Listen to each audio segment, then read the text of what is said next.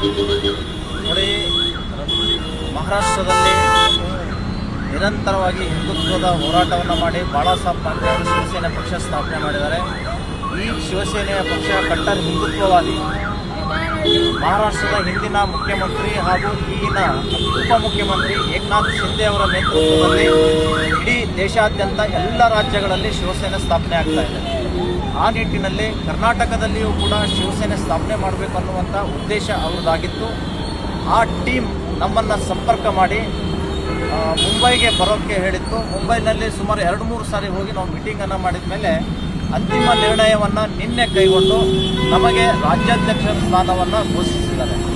ಇದರ ಹಿಂದೆ ಪ್ರಮೋದ್ ಮುತಾಲಿಕರ ಬೆಂಬಲ ಮತ್ತು ಲಕ್ಷಾಂತರ ಹಿಂದೂ ಕಾರ್ಯಕರ್ತರ ಬೆಂಬಲದೊಂದಿಗೆ ಕರ್ನಾಟಕದಲ್ಲಿ ನಾವು ಶಿವಸೇನೆಯನ್ನು ಕಟ್ಟಡ ಹಿಂದುತ್ವಕ್ಕಾಗಿ, ಈ ಹಿಂದೂ ಕಾರ್ಯಕರ್ತರ ರಕ್ಷಣೆಗಾಗಿ, ಮತಾಂತರ ನಿಷೇಧಕ್ಕಾಗಿ ಹಾಗೂ ಗೋ ಹತ್ಯೆ ತಡೆಯುವುದಕ್ಕಾಗಿ ಅಷ್ಟೇ ಅಲ್ಲದೆ ಈ ಭಾಗದ ರೈತರ ಕಲ್ಯಾಣಕ್ಕೋಸ್ಕರ, ಡೆವಲಪ್ಮೆಂಟ್ಗೋಸ್ಕರ ಶಿವಸೇನೆ ಪಕ್ಷವನ್ನು ನಾವು ಇವತ್ತಿನ ದಿವಸ ಕರ್ನಾಟಕದಲ್ಲಿ ಪ್ರಾರಂಭ ಮಾಡ್ತಾ ಇದ್ದೀವಿ. ಮಹಾರಾಷ್ಟ್ರದಲ್ಲಿ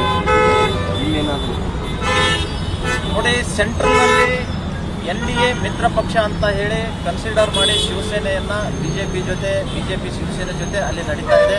ಶಿವಸೇನೆಯ ಸುಮಾರು ಲೋಕಸಭಾ ಸದಸ್ಯರ ಬೆಂಬಲದಿಂದ ಪ್ರಧಾನಮಂತ್ರಿ ನರೇಂದ್ರ ಮೋದಿ ಅವರಿಗೆ ಆಡಳಿತ ನಡೆಸ್ತಾ ಇದ್ದಾರೆ.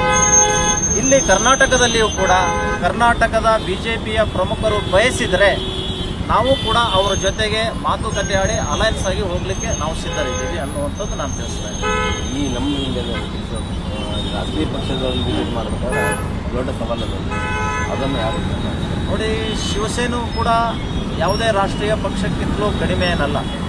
ಶಿವಸೇನೆಯ ಛಾಪು ಇಡೀ ದೇಶಾದ್ಯಂತ ತನ್ನದೇ ಆದಂಥ ಒಂದು ಬಾಹುಳ್ಯ ಪಕ್ಷ ಇದೆ. ಹೀಗಾಗಿ ಇಲ್ಲಿಯ ರಾಷ್ಟ್ರೀಯ ಪಕ್ಷಗಳಿಗೆ ಸವಾಲು ನಮಗೇನು ದೊಡ್ಡ ವಿಷಯ ಅಲ್ಲ. ಈಗಾಗಲೇ ನಮ್ಮ ಸಂಘಟನೆಯಿಂದ ಹೋರಾಟ ಮಾಡ್ತಾ ಆ ಪಕ್ಷಗಳನ್ನು ಎದುರಿಸ್ತಾ ಬಂದಿದ್ದೀವಿ.